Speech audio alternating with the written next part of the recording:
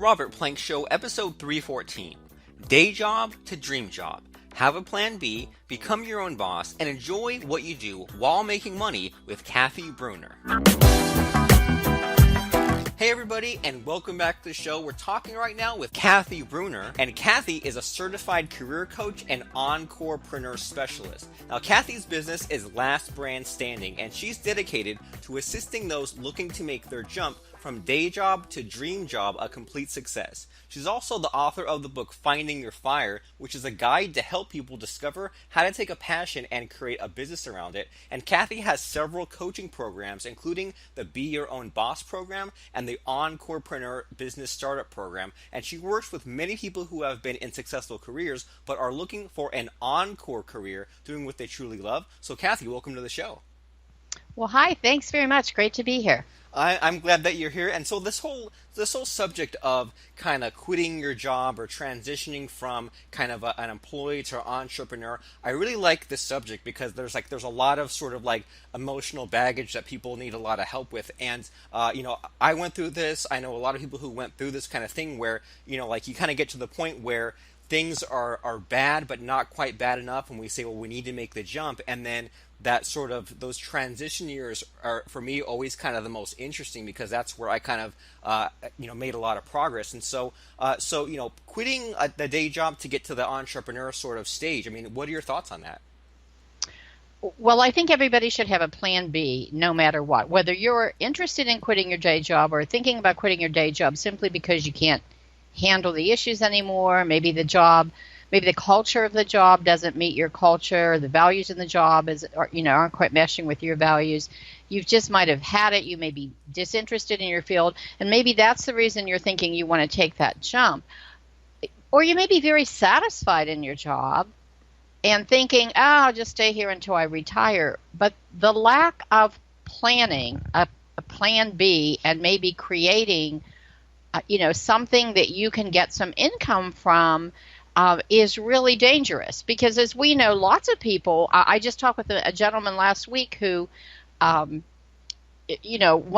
traveled for his job on Monday, and when he arrived back to the office on Wednesday, he had found out that his job was eliminated, and he'd been with the company for 9 years. So, there are really no guarantees that we're going to be in the same job and we're going to have that security. And I think failing to plan for the inevitable is really foolish. So I work with people who had never planned to leave their job and were perfectly happy.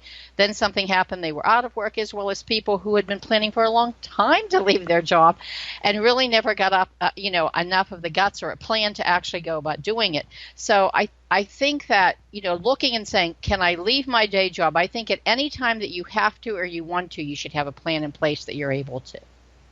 Awesome. That makes perfect sense. So have that plan B. And I like sort of the way that you go about that because it just makes me think of like when I was in my early 20s, right out of college, I had a job for about 3 years. And during that time, I was building an online business. And after those 3 years of that job, then I kind of, the business sort of took off enough where I could kind of make that leap. And so I like how you call that a plan B and how you mentioned a couple of different scenarios because, I mean that makes perfect sense that some people might be content with their job right now, but I mean, there's not really such a thing as job security, like your story there about someone who came back to a job that's not there. And some people, I imagine, might think now that they'll just be content with their job moving forward, but maybe they can get this sort of plan B rocking and rolling, and then that way they can kind of explore those options, and maybe they might enjoy kind of doing that their own business as opposed to sticking with that day job. So that whole idea of the plan B, I really like it. I'm really excited about it. So it kind of makes me wonder, well, is there like a step-by-step process, or is there sort of a checklist that you take your clients through when they're looking to kind of either quit or explore these other opportunities? There is, and it depends a little bit on the client and where they're at. But one thing I immediately want to know when people come to me is, what is the rationale for why they want to leave if they've still had a choice and they're still, employed at a position and they're thinking about leaving. And the second thing I always ask them is, what do you enjoy doing the most? Because sometimes people need to leave a job because even if they've had expert training in it and they've done it for many years and they do it well, they just don't have a passion for it anymore. They've resigned themselves to kind of going in, putting in their time, getting a paycheck, walking back out again.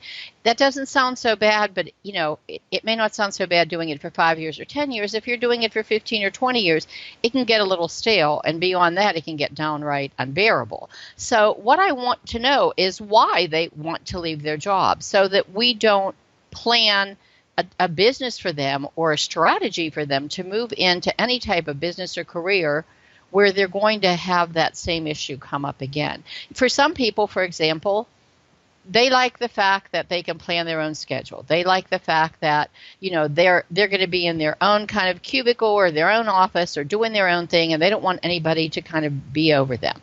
There are other people that don't like working with others. They, prefer to be independent. Other people don't like the idea that they have to work alone and travel so much. So I take all of those issues into play, look at them and kind of see where they affected that person's desire to leave that job and how that's going to, be able to play into what they want to do next.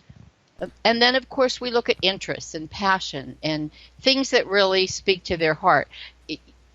I know people often say, oh, well, if everybody could just do their passion and earn a living off of it, that would be great, but that's just silly. But there are a lot of people that, and I'm not talking just about hobbies or things they love to do, but there are a lot of people with skills that don't understand how to put those skills into a second career. And there are people that have a great, something that moves their heart, a great passion or a great interest in a social issue, or perhaps something where they really feel somebody should get in there and roll up their sleeves and do something about an issue. Those kinds of things can be turned into businesses. And I think that, if you look at just, another entrepreneur, Adam Braun, who did the Pencils of Promise and now is doing Mission U, he was confronted with his wife's just, out of control debt and realized it from college and thought, people are graduating and going into great jobs, but they still can't afford to pay their college debt. And so he decided to create a foundation to do something about it. So once I get to know what their interests and their skill level is and why they're leaving their other job, then we can put a plan together to decide, are they going to move into their own business or are they going to look for another career? And generally, with the kind of clients that come to see me, it's about 70-30. About 70% of them move into their own business. About 30% of them move into a different kind of career that speaks more to them bringing some, more enthusiasm and feeling better about going to work every day to the table. Awesome, and those are some really good insights so far. And I like that that you kind of look at, like you said, you look at why they're leaving and then sort of what they want to do next. And that I think that's really powerful there, because it sounds like that kind of avoids people who maybe leave one job and then end up at a job by maybe another name that's worse or makes them even more unhappy than they were originally at. So I like that, how you kind of ask, what's your rationale for leaving, and then what do you enjoy doing, what's your interest? So that way maybe the problem isn't that they have a job in general, because we all need to have that income coming in, but maybe they can switch careers or kind of get to a better career or make that business. So it sounds like it's not necessarily about day job versus business. They might be day job versus another day job, but now they can kind of move to something where they're more fulfilled or something like that. And so absolutely right. So out of curiosity, when you ask these questions about like why are you tired of your job, are there any like commonalities, or is there usually like a default answer, or is it kind of all over the place? I think one thing I hear a lot of is that I'm just burned out. And burnout is kind of the generic phrase for I don't feel well at my career. You can't put your finger on it, maybe you have a slight fever. There are just things that just generally burn people out. Then again, asking those questions get to the heart of where did the burnout occur. But I'm burned out a lot. And basically, I think that comes from typically people that feel that either they're not being compensated or appreciated at their job for the work they do. And there's kind of a disconnect, a communication disconnect, or maybe even a disconnect with their values, as I said before, and the values or the culture, the company they're working for or the employer they're working for. And I think another big reason for burnout is that when people feel they have no way to control their workday, they start to feel like someone else is over them. They're controlling the hours they put in. They're controlling the kinds of work they have to do. They're controlling the income that they can get. And slowly but surely, people start to feel that lack of control as being manipulated. And if anything does go wrong and, you're kind of overlooked for a promotion, or there's a group of people that you're not comfortable with and you got to work with them every day, those just kind of add fuel to the fire. It's a situation that has been maybe festering for a long time. And when they come to me and they say, I'm just done, or I've been burned out for months, we see what's accumulated in that pile that's just burned them down to, there's nothing else. I got to start at the bottom, clean house. I'm just done with this position.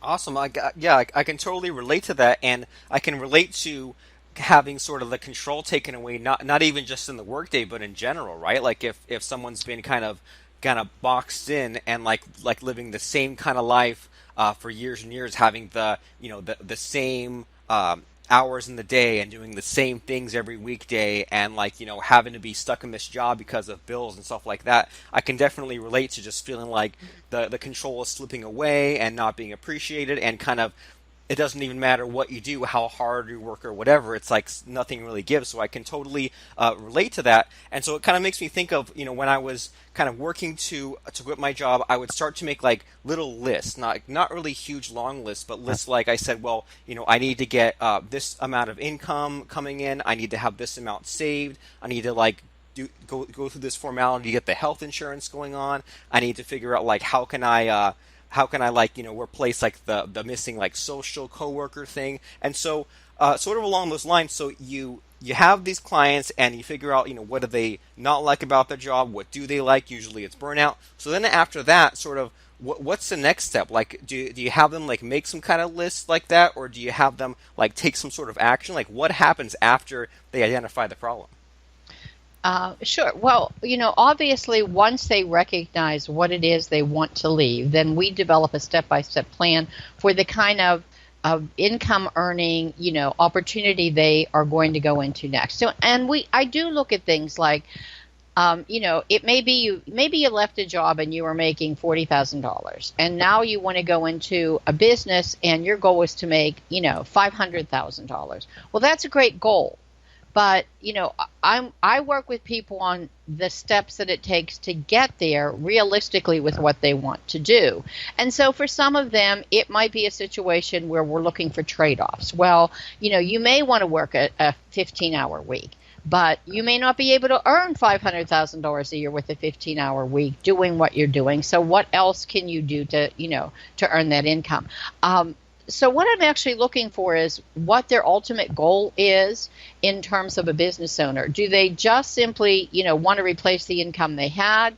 Do they not even care if they're going to replace the same kind of income? They just want the control of saying, I can work with whatever client I want to work with at whatever time I want to work with in whatever location I want to work with. For some people, those choices, are the priority versus the income. For some people, it is a situation where they're saying, I've been in a job where I feel like I haven't been able to advance. I have the skill.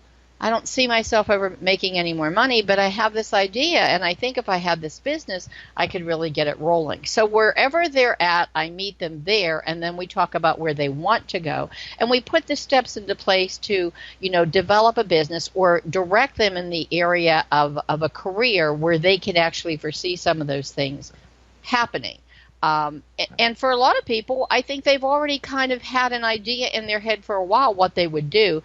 It's that fear of, the unknown and kind of doing something out of the box. If you've been an employee and working for an employer for many years, your first reaction to realizing those are going to be reverse roles and you may have employees under you, or, you may be a one-man show, can be kind of intimidating. So for some people, there's a mindset issue that you have to work on.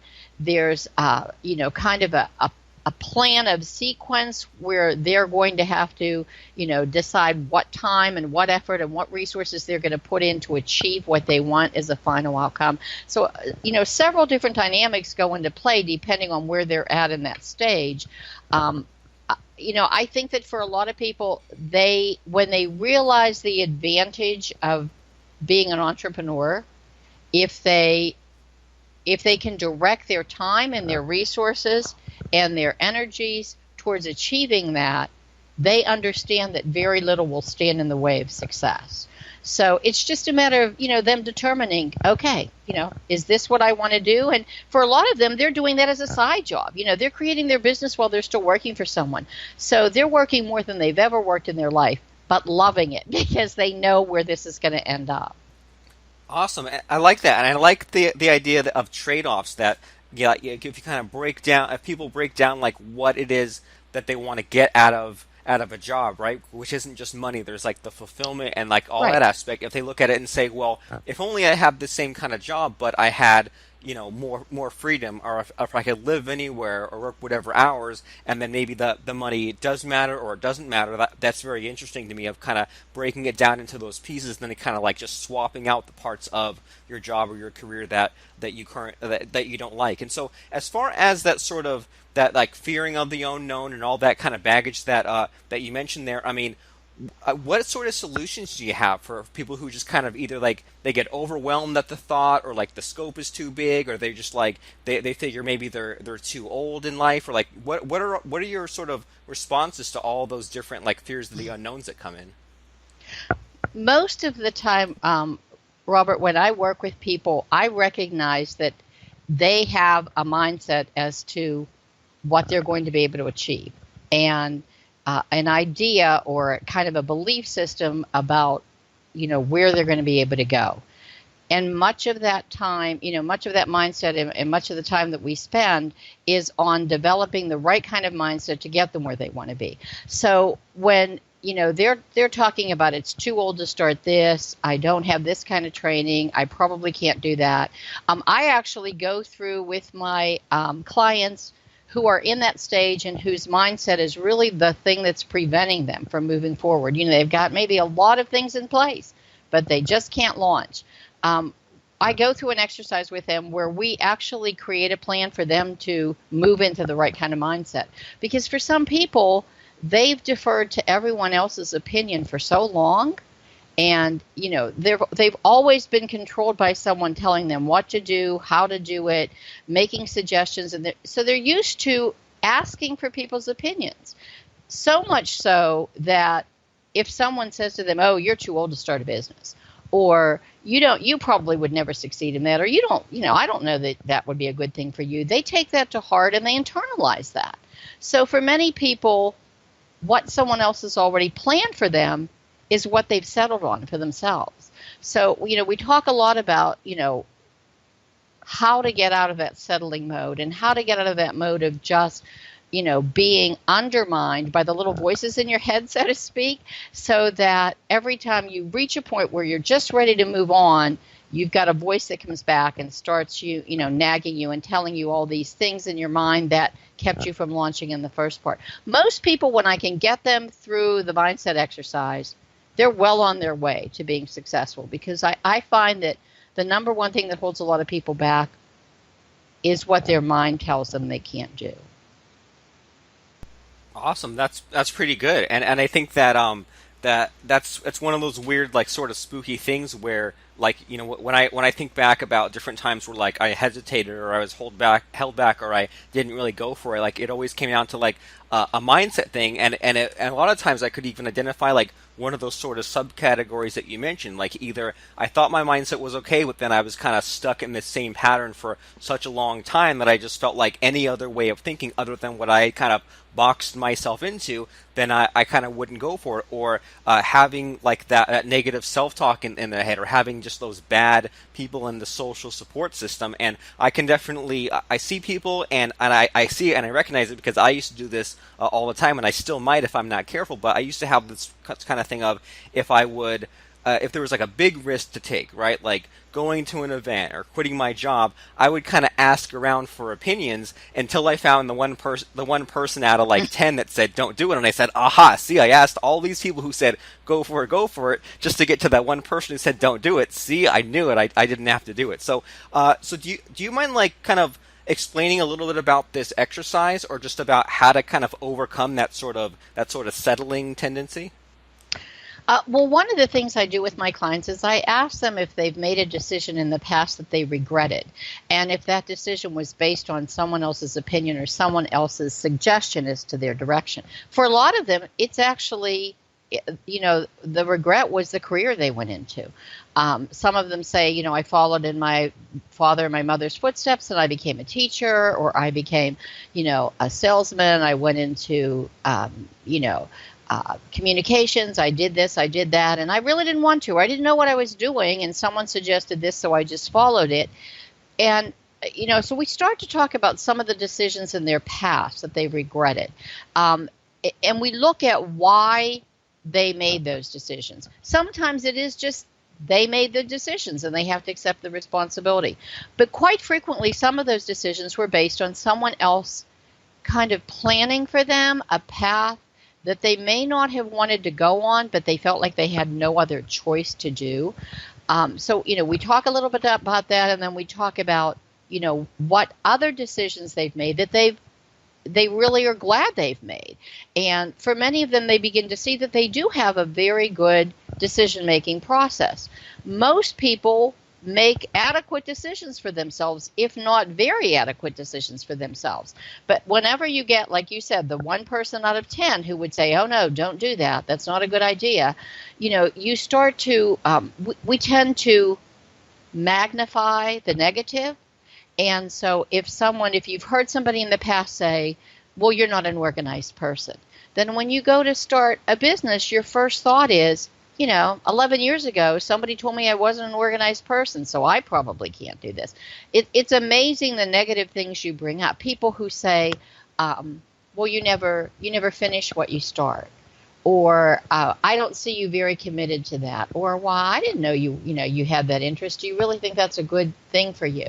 So we take somebody's comment, we put it in a box, we put it in our mind, and we don't resurrect it again until, as you said, we're going to have a big decision, and then we go back. And, I think it's wise to ask for a lot of people's input, but I also think it's wise to look at how well you've handled decision making for some events in the past, and look at your regrets and look at the things you feel positive about, and start to weigh the fact of where you need to switch that potential so that you can get the things out of your mindset that really become barriers. And I actually create a step-by-step plan for each client where they literally stop and decide, this is the week, and I am no longer going to let this voice in my head take charge. And it can be a small voice that basically says, you're a quitter.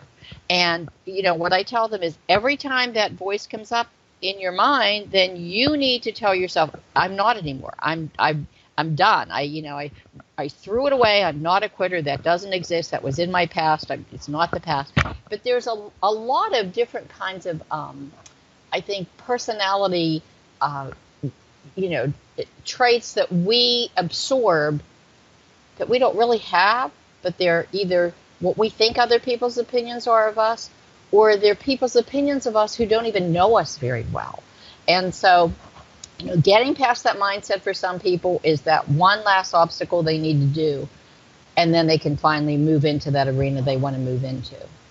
Awesome. I mean, I wish I had this sort of advice a decade ago, where just knowing that, if we feel like logically there's all these things in place, I don't know why I can't make the jump. It could just be that little mindset. And there's so many good things in what you just mentioned. It sounds like this is just a great way for people to sort of break the cycle and to look back at their kind of patterns. And because they're looking back in the past, they can kind of get perspective on some maybe bad decision they made 5 years ago, 10 years ago, or something that someone told them offhandedly that they, like you said, they kind of put it in a box, and that was the root of all these these problems they've had, but they just don't even remember what the root of it was, and that whole like self-fulfilling prophecy kind of issue where, if someone says you're a quitter or you're disorganized or that'll never work, then it's like really easy for that to kind of get stuck in your head. And so if we have that internal voice that keeps coming back, sort of have that response. And I like how with your clients, so you mention, or you have them answer what decision in the past